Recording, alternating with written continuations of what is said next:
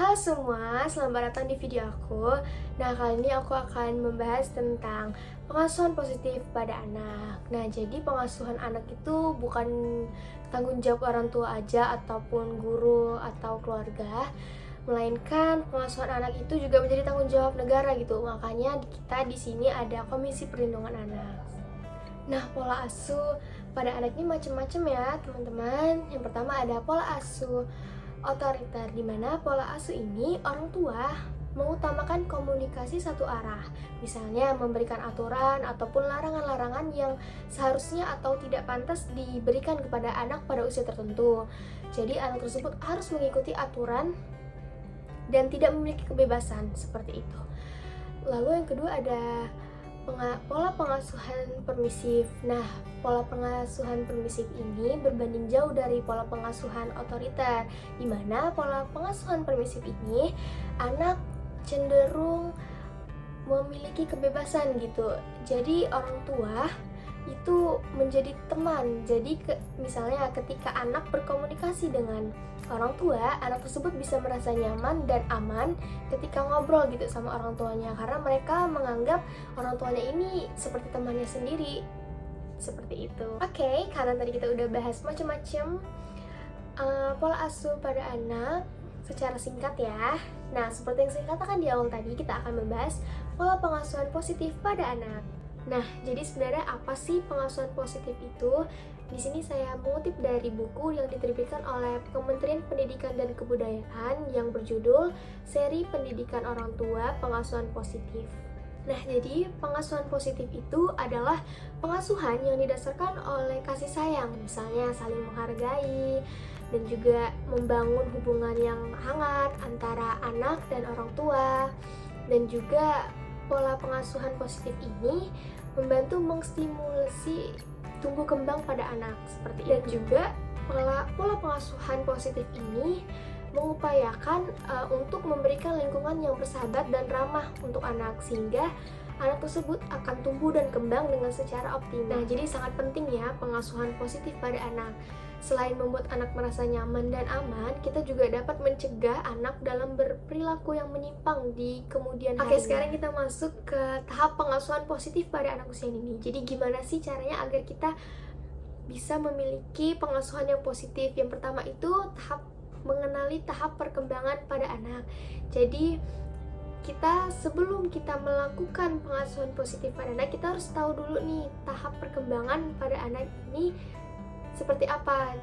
Jadi di usia tertentu kita tuh tahu harus berkomunikasi ataupun berinteraksi seperti apa. Nah, misalnya di umur 0 sampai 2 tahun. Di umur ini kita memberikan senyuman, dekapan ataupun pelukan gitu kepada anak, sehingga anak tersebut merasa nyaman dan aman. Dan juga di umur yang 0 sampai 2 tahun ini kita memberikan pengalaman yang menyenangkan melalui inderanya, misalnya kita memainkan permainan yang berwarna-warni ataupun kita mendengarkan suara-suara atau bunyi-bunyi yang menarik. Nah, selanjutnya di umur 2 sampai 4 tahun. Di umur ini kita bisa mengajarkan anak atau mengenali anak-anak benda-benda yang ada di rumah, seperti ini benda apa dan fungsinya seperti apa, bagaimana cara menggunakannya, seperti itu.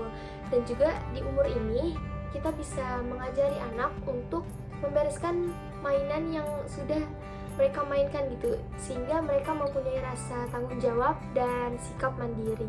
Nah, selanjutnya di umur 4 sampai 7 tahun. Di umur ini kita tuh memberikan kebebasan kepada anak untuk melakukan aktivitas, tetapi kita tetap mengawasinya dari belakang seperti itu. Misalnya mereka beraktivitas dengan teman-temannya, misalnya mereka mencoba hal-hal baru yang ada di dunia mereka, itu kita tetap memantau mereka dari jauh. Misalnya mereka sudah terlalu jauh nih, nah itu kita bisa memberitahu mereka dengan cara pelan-pelan. Nah, selanjutnya komunikasi efektif. Gimana sih cara membangun komunikasi yang efektif untuk anak? Yang pertama itu memberikan perhatian anak sebelum berbicara. Misalnya anak tersebut lagi bermain nih, terus kita pengen ngobrol sama mereka, jadi kita harus mengambil perhatian mereka untuk berdiskusi dengan kita. Selanjutnya yang kedua, berkomunikasi dengan posisi yang sejajar. Dan jangan lupa kita harus kontak mata dengan mereka. Lalu yang ketiga ada berbicara dengan jelas agar anak mengerti. Jadi kita ngomong tuh to the point, tidak usah putar-putar ataupun tidak berbelit-belit sehingga membuat anak tersebut bingung. Dan yang terakhir menggunakan bahasa-bahasa yang sopan, jadi anak tersebut dapat mengerti. Jadinya ada contoh kalimat yang membuat anak tuh merasa nyaman dan aman. Misalnya anak lagi murung ataupun lagi sedih, tidak ceria seperti biasanya, kita bisa tuh menghampiri mereka dan berinteraksi mereka seperti bertanya, kamu kenapa hari ini? Ada apa? Bagaimana perasaannya hari ini? Seperti itu. Seperti mengucapkan kalimat selamat ya ayah, ibu, bangga sekali sama kamu. Nah selanjutnya yang terakhir ada disiplin positif. Jadi orang tua memberikan perilaku atau tingkah-tingkah laku yang baik gitu, tentunya dengan kasih sayang, sehingga anak dapat tumbuh dan kembang menjadi makhluk sosial yang berguna. Nah jadi tujuan disiplin ini yang pertama itu untuk mengajarkan anak bagaimana bertingkah laku ataupun berperilaku yang baik sesuai dengan keinginan. Yang kedua, memberikan kesempatan kepada anak untuk memperbaiki gitu tingkah laku yang misalnya mereka sebelumnya melakukan tingkah laku yang kurang baik.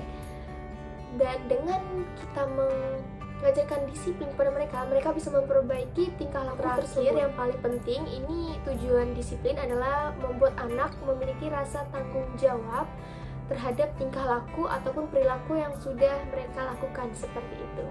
Oke, terima kasih buat kalian semua yang sudah mendengarkan pembahasan kita dari awal, mulai dari pola pengasuhan positif, terus juga ada tahap-tahap pengasuhan positif untuk anak usia dini, sampailah akhir video kita kali ini. Terima kasih buat semuanya, kurang lebihnya saya mohon maaf. Sampai jumpa.